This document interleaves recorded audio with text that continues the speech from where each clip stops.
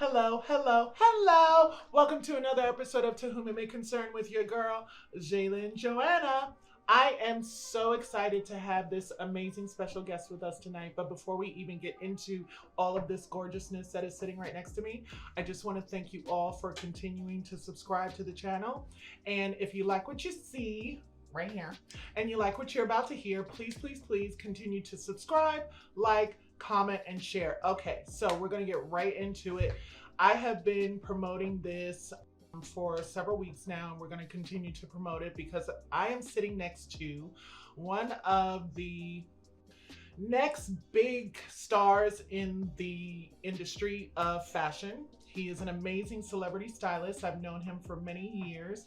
He's worked with some amazing celebrities that I absolutely love, like the lovely Angelica Ross. And I just want to introduce him to you now before he gets too big and too busy where he forgets my name and doesn't know me anymore. I would never do that. I know you wouldn't. So this is the lovely Brandon Garr. Say hi, Brandon. Hi, everyone. So today we're really going to talk about Brandon. It's all about him. It's all about his career, where he's been, where he's going, how he got into it, and what his future goals are. So welcome to the channel, Brandon. Thank you for having me. Oh my God. No, thank you for being here. You're so amazing. I just love you. So you've been a celebrity stylist for how long now? I want to say about 3 years. I don't really like to call myself a celebrity stylist. Okay, I'll call you that. Okay. It just feels weird. Like I don't really. I mean, my clients have acted on shows and have been in movies, but I don't really like to think of them as celebrities because they're just people to me. But Well, I'm the same way. I don't really get starstruck anymore. yeah. You know, working in the industry like both of us do, we are inundated with people who are in the industry also. And the last thing that they want us to do is to get starstruck by them because it kind of puts up a wall for them. So tell our viewers exactly how you decided and how you got into being a moo stylist. Because we won't call it a celebrity stylist. We'll call it, oh, I just said it again. I'm sorry. You can call it whatever you want. So I started styling around probably 10 years ago when I moved to New York, and I kind of just fell into it. No joke. I was assisting for Emilio Pucci as just like a general assistant, and the stylist on set, which I'm not gonna name him because I don't want to name drop, but the stylist on set was his assistant had called out, and he kind of like picked me out of the crowd and was like, "You go pick out handbags and accessories," and I was like, "Me?" Because I was just from a like small town boy from Indiana. I wouldn't say small town, but I'm from Indiana. Which is small. I'm from Indiana, so it was like I kind of like looked at him, and I'd always wanted to. Hi, Indiana. I had always wanted to do that, so I was just like, okay, here we go. And then, you know, he looked at every time he put a look on to the model, he would look at me, and it would be like, and it was my first job in fashion, so like I was very honest. So my face would either like get really excited because I love the look, or it would be like what is that? Because I mean I have a lot of facial expressions. Yes, you do. So that was that, and then they brought me back around like 2 or 3 more seasons after that, and I like did the same thing. And then, you know, I worked at Barney's, and I worked all throughout the industry, assisting after I worked at Barney's as one of the lead men stylists for their e-com site, and then started assisting a lot of like editorial and celebrity stylists. And you just said it. Celebrity stylist. You can call other people celebrity stylists, but you can't call yourself one. That's so cute. I just don't feel. I don't want to call myself that. You're humble. And that's another reason that I love you. Thank you. Yeah. I love you too. I love you. But no, I was assisting on set with Jimmy Fallon, and that was like the major one. And then I had been assisting the same person, and he did a lot of, how would you even say it instead of celebrity? An industry. Okay, it's top tier clients. That's what we call them. Or the top 1%ers. A lot of and times. we would travel and do that, and I just kind of saw what he did, and I was like, oh my god, I think I want to do that. And when I was younger, I used to have these visions, I shit you not, of Kate Winslet on the red carpet in this like beautiful red dress. And I used to like sketch dresses, and I was like, I did that too. I was like, maybe you should be a stylist. No, that's okay. Designer? No. This is about you, not about me. So I would just like sketch dresses, and I kept having that like vision, and I was just like, I really want to. I came to New York to be a designer, and I like once I found styling, that's when I decided to. I was like, this is my path. That's what I was going to ask you. So you came to New York to be a designer, but you fell into styling. See, the universe had a plan for you that you didn't even know. I didn't even know. Exactly. I didn't know what styling was when I first moved here. I was very uneducated in the fashion industry like most of us are. Because I was, of course, I like went to the Walmart aisles, magazine aisles, and like looked at the magazines. I thought you were gonna say you bought clothes at Walmart. I was like, really? Cut. No. I don't buy clothes at Walmart. No shame to Walmart. No shame. Yeah. But we love Walmart. Walmart, please don't sue me. No, I like a little bit more of a quality. Yeah. There's quality. There is quality at Walmart. We are not saying that there is no quality at Walmart. Italian quality.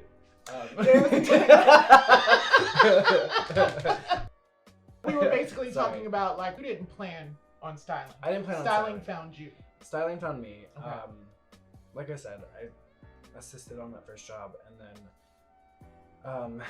sorry, I'm like blinking right now. No, it's okay. It's okay. Give me 2 so, seconds. No, this is funny because the thing about it is that I wanted to ask you. So I've been looking at your work, and I think your work is astronomical. And one of your influencer top tier clients is a shero of mine, the lovely Miss Angelica Ross. And I just love what she has done in the industry. I love what she's doing with her look, and I know that you have a part in that. So my question to you is, my first major question, what are some of your things that you draw inspiration from? Because when we first met her, she had a totally different look. She has evolved into this Nubian goddess-like appearance, and I'm just like, I don't even recognize her, but I see her evolving into the best version of herself because she's stripping herself down and letting her true skin shine instead of trying to be someone else. Not that she was trying to be someone else before, but I just see her true self. Like, she looks like a butterfly now. She looks more beautiful, more extravagant, more just dynamic, and she's wearing even less. So what are some of the things that you draw inspiration from? Well, honestly, Angelica is an inspiration in and of herself. She really is. A lot of, when I style my clients, I go to them and I say, how do you want to feel? What do you see yourself in? And then I go to the runways and I look at what's on the runway and I pick out what I like, and then I bring it to them and I go, which ones are your favorites? Okay. I like this one. And then sometimes they're the same, sometimes they're completely different. And then that's when we try stuff on. But for her, she's always wanting to feel soft and feminine when she's on a carpet. And I wouldn't say, she's never used the word goddess like, but in my mind, I look at her as you said, a hero. Like, she puts in the work. Yeah, she does. Extremely inspirational, like I said before. And she, not only does she put in the work, but she for other people, but she does it for herself as well. Yeah. She's very educated, and I think just working with someone like that, that's where my inspiration comes from. Because before Angelica, I didn't really know what I was doing. Like, I was styling, but I was like, what am I styling for? Okay. And I remember sitting in the car with her, and I was like, I really want to get involved with activism. Because I always have. That's the perfect person to tell that to. Yes. And she goes, She goes, you already are. And I go, what do you mean? She's like, everyone's activism is different. That's right. And just you accompanying me on my journey and helping me get to where I don't want to say it, I don't take any credit for where she is because she works her ass off. I don't have any credit in that, but helping me with my looks so I can be presentable to the masses, that's your activism. Yeah, the stylist job is extremely important because, okay, so the person is the vessel, but you are the person who gets to dress them like the peacock. You know, a peacock is a peacock, but a peacock isn't a peacock without the feathers. Like, you take a peacock's feather away, it's just a naked ass bird. But it needs the blue, and it needs the color, and it needs someone to see its potential, and that's what you do. You're an artist. I truly believe that you're a visionary artist. Oh, you really are. I appreciate that. I definitely fantasize about like looks to put her in and looks to put my clients in. I think with a higher level of caliber of the person that you're working with, the more access you have to resources. Yeah. Which makes your vision better. And not to say that you can't have a limited amount of resources and still make something look amazing, because I've done that too. Yeah, me too. But I feel like as we've grown together, I've been able to have access to more high-end designers, but I will say that's also hindering as well. Yeah. Because that can, and I've noticed myself on certain shoots where I'm like, why am I doing a full look? Just because the PR person told me I had to do a full look, and I don't want to piss them off. And I'm like, I'm not doing this anymore. Yeah. I will. What was that? What fell? Okay, something's falling. I'll do the full looks. Doesn't mean I want to. They're beautiful looks though. No, but it is, sometimes it is hindering because I'm just the middleman between the person and the designer's PR. Yeah. Which can make me feel like I'm not doing what I need to be doing, but I'm also like, I've started to like rebrand myself as like an editor. Okay.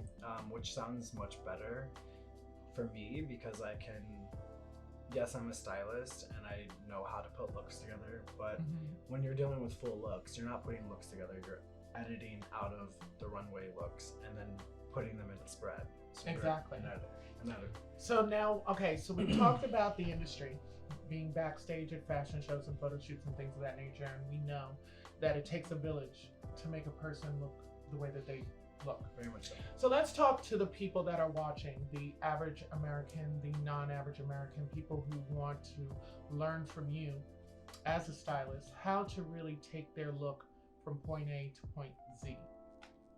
Because I think that every single person wants to look their absolute best, but a lot of people really don't know where to begin. So what are some of the basics that you feel that let's talk to women right now. Every woman should need to know about her wardrobe. Like, what are some things, like 2 things every woman needs and 2 things every woman needs to get rid of? Oh Lord. 2 things, that's it? No, yeah. I think having like a staple jacket, like a trench coat, something classic with a classic shape, like a trench coat, is beautiful, or like a leather jacket can step up somebody's outfit in 2 seconds. Can. And just like a red lip. I mean, yes. A statement jacket and a red lip. I mean, if that takes you from day to night. Immediately. Yeah, exactly. Immediately. So I also have found that I'm obsessed with earrings. Like, I love earrings. I feel like a look is not complete unless you pair it with a pair of earrings. However, I think going more simple than over the top with earrings can sometimes be what the look needs. I 1000%. I'm a hoop girl. So I never leave home without my hoops. Bigger the hoop, bigger the hoe. Yeah. I'm just kidding. Mom, you didn't hear that. Okay, so next. I have tiny ears. Well, you know, and I'm also tall and I have a very long I'm neck. kidding, No, I'm kidding, I I'm know. kidding. You do But have I'm a just long saying, I have a very long neck, so I can handle a really big hoop. So I guess I'm a really big hoe. We should cut that. No, we're not. No, we're keeping that in. So, what are 2 things that every woman needs to stop doing or get rid of? I mean, I don't like to follow trends. Okay. I'm more of a classic kind of guy. Mm-hmm. And I just find the classic woman is someone like Audrey Hepburn, or a modern day woman would be Zendaya. Okay. Or Blake Lively. Mm-hmm. Like, I think they both dress really well. Mm-hmm. And I think their stylist does a really great job, but they do it in a very simple, chic way that it's not like over the top. So I would say, what do you have to get rid of? Would you say that less is more? I would definitely say less is more, but Okay. I'm trying to think of like what I would throw out. Because everything has its place, but it's like knowing how to pair it. That's so true. I also hate a wedge. I hate wedges. But I do agree they have their place. You go to I don't wear them often. Yeah, I wear them at a resort or New York resort. It just depends because it goes like, let's say if I'm wearing like a kimono, Mm-hmm. like one of those. I'm not on a platform. I like platforms, but I do I like the wedge sneakers too. I can't do wedge sneakers. Okay. I can't like do those. it. I'm sorry, Norma. I like them personally, but I don't wear them all the time. It's okay. I mean, look, I'm wearing shoes right now that people literally look at me like I'm crazy. I love your shoes. Thank you. I wear sandals all the time. Those look like wedges. They're more of a platform. They're wedges. They're platforms. These are platforms. Wedges go up. They're platforms. They're Doc Martens. Doc Martens doesn't have wedges. Okay. They're not wedges. Stop it. No, but what is one other thing that you would say every woman should get rid of? I don't know. Mom jeans. I love mom jeans. I'm wearing mom jeans. I'm wearing high-waisted jeans right now. Really? Like I said, I think there is a place and a time for every kind of look. And honestly, Okay. I actually have a memory about mom jeans. I looked at my mom when I was probably around 11, and she was wearing what we call mom jeans. Okay. And they were like high-waisted. They were slim fit. And I was like, Mom, those are like so not in anymore. And I was like 11. I had no idea. It's because I was wearing what the kids are wearing today. Yeah. Jinkos and like baggy jeans. But then I like look back now and I'm like, those are actually so chic. Yeah. Like she had like the cutest outfit on and I was like being a jerk. Yeah. But it was just like I said, it all has its time and its place. And fashion recycles. Fashion recycles. That's really why I don't does. like to follow trends. Like I understand, like obviously incorporating trends into. I don't your follow wardrobe. trends. I set trends. I don't know about me setting trends, but. But as a stylist, do you ever? Okay, so when you're thinking about styling, do you ever look in what's current in the magazines, or do you go to like the most current fashion shows and you're like, okay, this is in, or do you just go from what feels right to you? It's really just like what feels right to me. Okay. It's never like, oh, that's the next big thing. Obviously, if you see something recurring on each runway, you're like, okay, metallics are in for this season. But I might try to incorporate that somewhere into my wardrobe, but I'm wearing metallic. And that was literally just off the top of my head. But I don't try to follow those because then my wallet would be empty. Yeah, and we live in New York, and we live in New York. Yeah, it's like it's hard. that's why I like to shop seasonless pieces that I can wear for the rest of my life, that are made of organic material, that have great quality, that I'm unabashedly a brand whore. I love brands. It's just who I am. It doesn't matter if it says Louis Vuitton all over it or if it's just on the tag inside. It's more about how I feel when I put it on. That's right.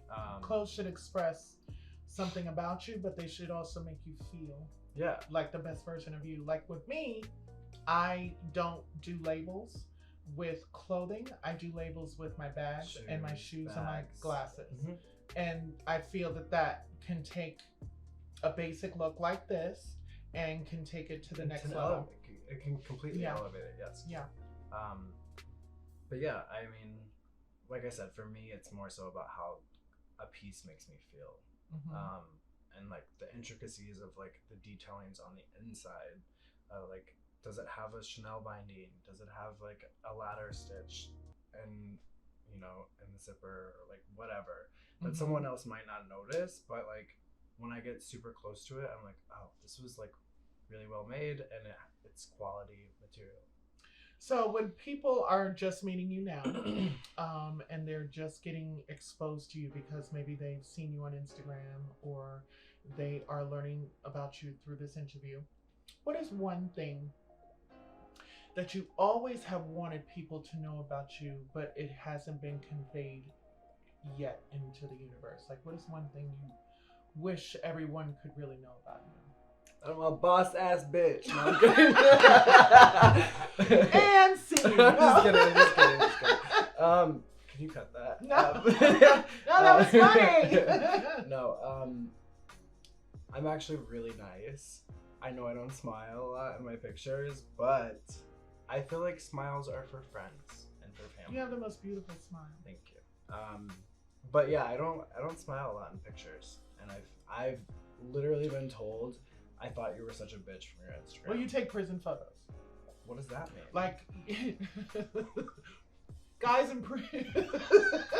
So guys in prison, when they take pictures, they always lean and go like this or like that. I do not do Yeah, you do prison photos because we'll go to your Instagram. I do not do this. No, but I'm saying like they take photos and they don't smile. Like it's always like this appearance of looking harder than they really are. But in fashion, I understand why you do that. Yeah. Because it's all about that fashion look and you just want to, you make it more about your clothes, like you make it a complete look. A lot of times when you smile, the eye goes right to you instead of going to the garment and things of that nature. So that's. I also just like my face when it's not smiling. I love your face all the time. You should smile. I like it when I smile too. But. Yeah, and also what a lot of people don't know about you, you're extremely humble. Like extremely. Yeah, he's putting on a little air right now, like being fun. But you are one of the most humble people I've ever met. I was working, a lot of people don't know this, I was working as a PR representative for a brand. And he and I were working, you know, trying to find some looks for Angelica for certain events and things of that nature. And every time I give him a compliment, it's very hard for him to receive it because he doesn't see himself the way that other people see him. And I think that is such an endearing quality. And that is one of the reasons why I believe in you so much, because you're not one of those people who is entitled or feels like, you know, they don't have to work for anything and everything should be just handed to them. You have put in the work. And for me knowing where you have come from to where you are now, it almost brings me to tears, because just looking at you and seeing who you have become and who you are on your way to becoming, it makes me so proud and it makes me believe that anything is possible, because you are the true example of what is possible when you put your mind to it. And I'm very proud of you. Thank you. I really am. Appreciate that. I really am. You're gonna make me cry. Because I know where you've been, but I know where you're going. And let's talk about where you're going, because let's talk about some future goals. So what do you see for yourself in the future? Where, in 5 years, what is the vision for yourself that you just want to put out there into the universe? Because, you know, I believe that words have power. So put it out there. Where do you see yourself?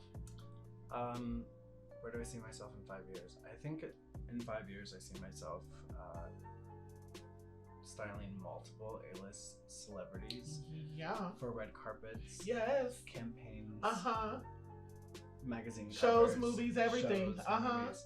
That's actually something that I've really been interested in, is working for wardrobe on movies and for TV.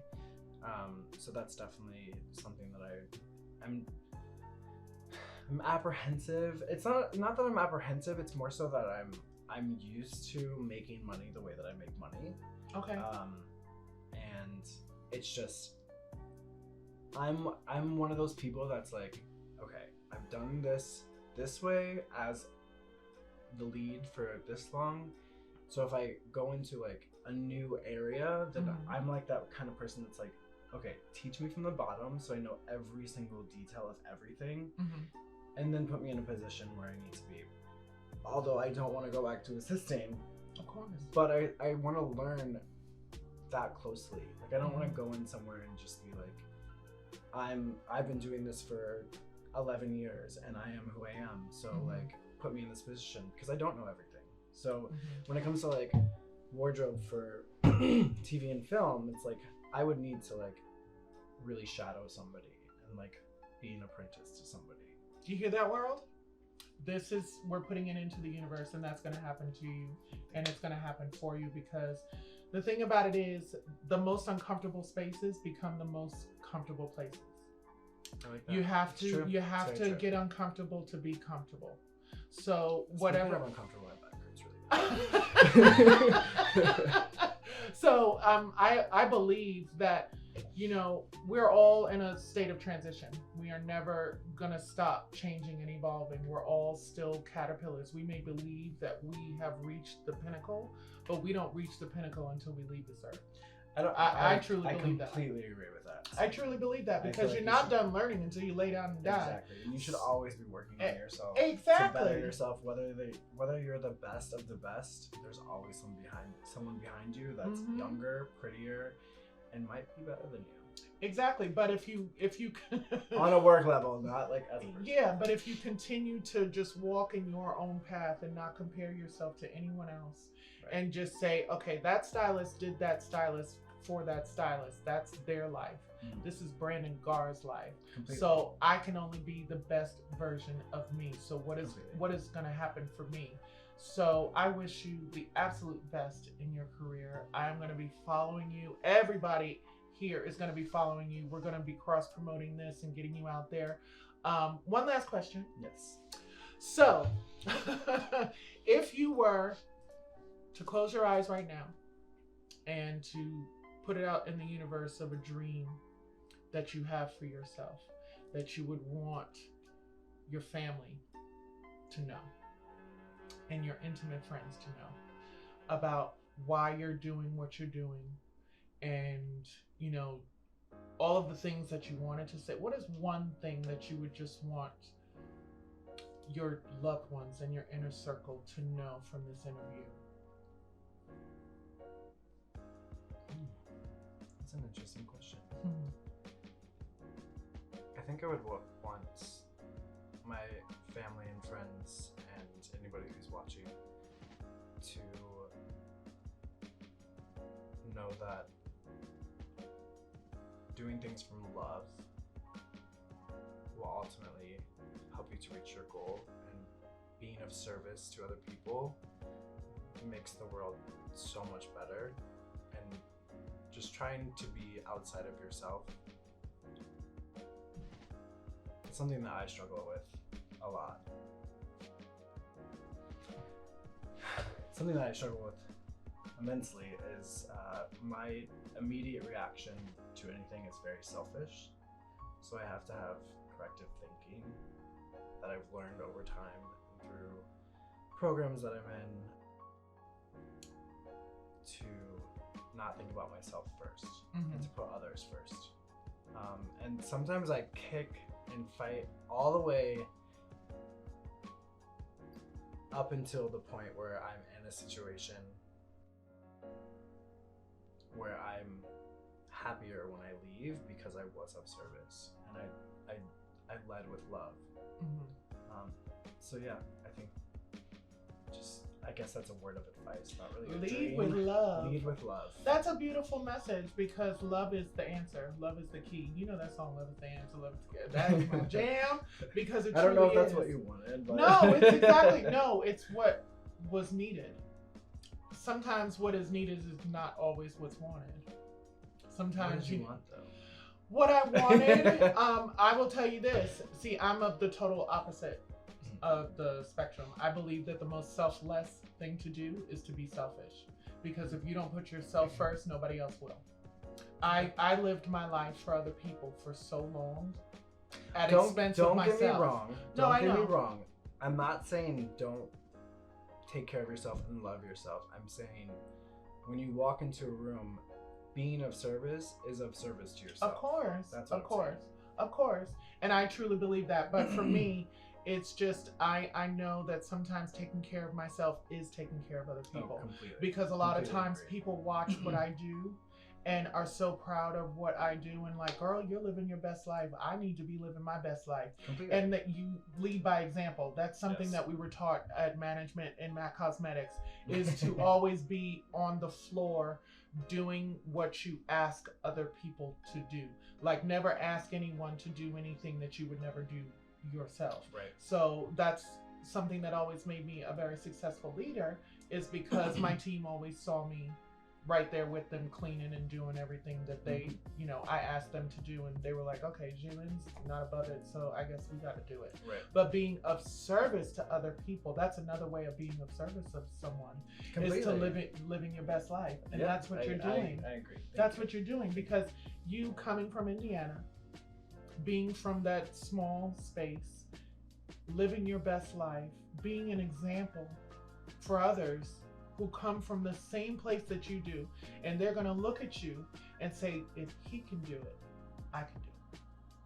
So that's the circle of life. That's the way it works. We are leading by example, so the next generation is gonna do what we do. They ain't gonna do it better, but they can try.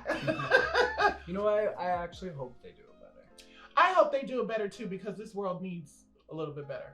It really does. With all the stuff that's going on right now, like we definitely need a lot better. We do.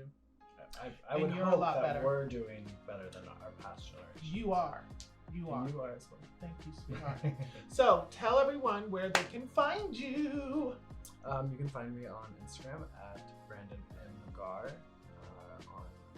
I'm not really on Twitter, but if you want to follow me on there, I don't even know my handle. We'll put the handle You on can the find bottom. me at Brandon Garr. He's always on Instagram. His Instagram is amazing. You guys have to check it out. So we're gonna put a link to that below. And anywhere You else can go to that my they can find you? website, brandongarr.com. Yes, and we're gonna put a link for that below as well. And anywhere else? He Crowdmanagement.com. lives at his address is, Thank you so much, sweetheart, Yes, for doing thank you this. for I having me. really I hope greatly it turns out appreciate well. It's gonna turn out well because you're exactly what this world needs right now, and I'm so very proud of you. Appreciate it, and you are as well. Thank you, sweetheart. I love Give you. me a hug. I love you.